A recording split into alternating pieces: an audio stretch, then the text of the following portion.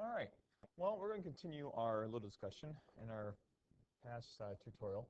We talked about how to find them algebraically. I think I misspelled algebraically. Let me, this is right now. But now we're going to focus on not only how to do this algebraically, but also graphically. We're going to go through some examples rather quickly. Let's see if you can figure these out. Well, we start with this one. We knew that the domain was all reals. Okay, and we can see this graphically. If you put it into your graphing calculator, you get a graph like this. Now you have to imagine that this graph goes on forever. Okay, and how do you know if you have a domain of all reals? Well, if you think I can plug anything into it, it keeps on going down. You don't see any vertical asymptotes or undefined values. It's going to be all reals.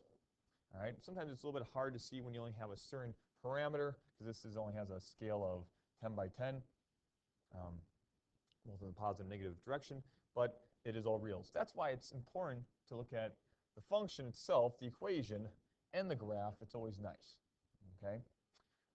This one, we determined that by looking at the denominator, that we had zeros here, so it's going to be all reals except x can't equal 0, and we also said 5. Now, looking at our graph, we can see that it appears at this right here, and it's hard to tell, but right there, it is, that would equal 5. And if we zoomed in, we could figure that out. But right here, we have what is called a vertical asymptote. Sometimes your graphing calculator will connect these dots, all right, and make like a straight line when it goes down like that. But this is a vertical asymptote, okay? And so you have to zoom in maybe a little bit, but this right here is this 5 right there. Now, the one thing bad about this graph is that it's not shown, but I'm going to put it on there, is that at 0, okay, when we plug in 0, we actually get 0 over 0, which is known as indeterminate form. Indeterminate form. Indeterminate form means that there is a hole, it's undefined, but there is a hole in a graph. It does not see any graphing calculator. It's very, very difficult. And maybe blue is not the best color to use, but there is a hole in that graph. So at 0, it is undefined, but yet it's a hole. It's not a vertical asymptote. Okay? At 5, it's actually a number over 0, which makes it undefined. But in any case, whenever you divide by 0, that's no good. Okay? So it's a vertical asymptote here.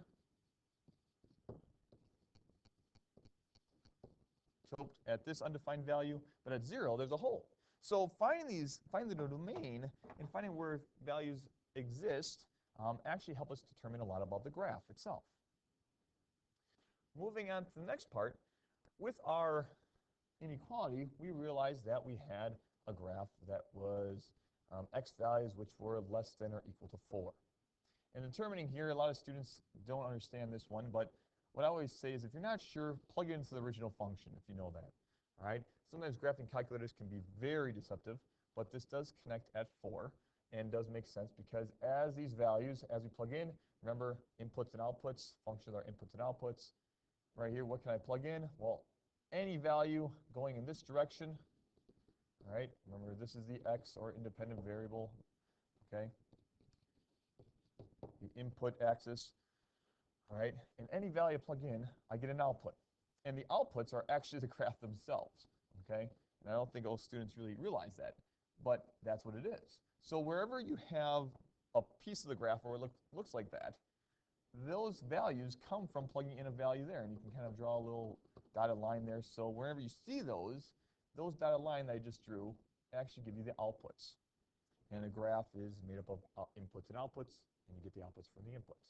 So that's why knowing the domain is important. But looking at this, we can see that, yes, we have outputs because our inputs we can plug in go from 4, everything less than 4. Another one, I brought this one up. This is a new one that was not in your notes prior. But in this one is a little bit more difficult to solve algebraically. It can be solved, but sometimes it's better sometimes to look on your graphing calculator. But even that can be deceptive. And looking at this is actually a semicircle. The graphing calculator makes it look like an oval, but it is a semicircle. It has a radius of 1, 2, 3, and 4.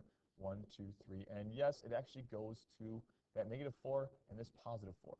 And that's what I don't like about the graphing calculator, is a lot of students don't plug that in there. But this domain, all right, is from -4 to 4. Right? Or you can write it like this, -4 to like this. Right? That's the domain of that function. How do we know that? Well, we can see that all the values, my graph, right, my outputs, all fall, and I need inputs from here, right, from -4 to 4. How do I know that includes 4 and -4? We'll plug it in. If I plugged in C of -4, what do I get? Well, the square root of 16, and I put a -4 in there, squared, 16, and -4 squared is 16, so 16 minus 16 is, you guessed it, 0. So actually, what do we have? C of -4 is equal to 0. That's its output. You can take the square root of 0. Okay, you can take the square root of 0. So both sides, you do the 4, you get the same thing. So this is our domain. That's our domain. Now, notice, if you just simply switch around these values, because these are the same thing except for the values switched around, it changes our graph. This actually looks like a half of a hyperbola. But when we have this right here, we can see that, well, it is connected, and it appears, and I always like to check it out, if I plug in -4, I get the square root of 0, so that works out.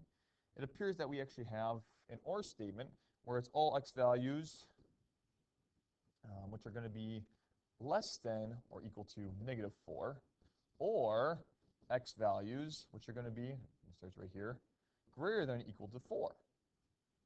How can we write this? Well, if you want to use interval notation, go -infinity to -4, and then we get this, oh, you can equal 4, so we're going to put a bracket. Remember, brackets mean equal to. Bracket means equal to. Parentheses mean not equal to, all right? And you can't equal -infinity, so that's why I put it there. And we can do a union. Whenever you have an OR symbol or a gap in a graph, you always put a union. That's called a union symbol, all right? Union, all right? And then we go from 4 to infinity. Infinity can't equal, but we equal 4, so we put a bracket. You can do either one on a test, well, at least on my test or quizzes, and most college professors will not probably accept either one, but that's the domain. Because you can see this going forever, you have to remember that it is going on forever. You can plug all these values in, and for every output, all right, we have an input that's associated with it, and that's how we can determine the domain. Over here, we can also determine the domain and range of these different graphs. These are ones that I just made up, and we can determine domain and range. We'll just look at the domain right now. Okay, we'll leave the range for another tutorial. But in finding the domain of g of x, well, looking at this, we start here, which is at 1, 2, 3, 4, 5, 6, 7, -7. So g of x's domain would be from -7. It looks like it's continuous. Continuous means no holes or gaps in the graph. And it goes up to 1. That's the domain of g of x. F of x is domain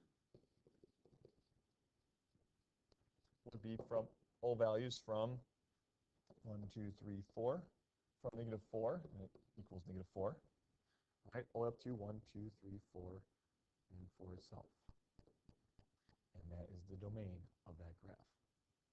Okay, so I just gave you several different examples on how to find the domain graphically of different functions. I hope this helps, and happy mathing.